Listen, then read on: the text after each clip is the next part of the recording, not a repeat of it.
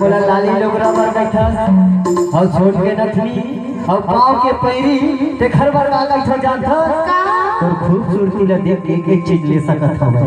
ना मैं कोनो पद में हो ना कोनो नौकरी में नहीं हो मैं खेती किसानी कर रही हां बकरी और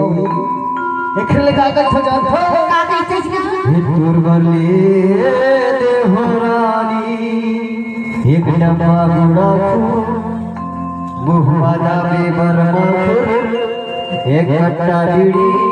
तोर बले देहरा एक लगा के छुड़ा दो ते कारे दे मोर दर्द मा ते कारे दे मोर दर्द मा हजारों लड़की फिदा है वो गोरा सा दर्द मा ऐसे वाह भाई मरी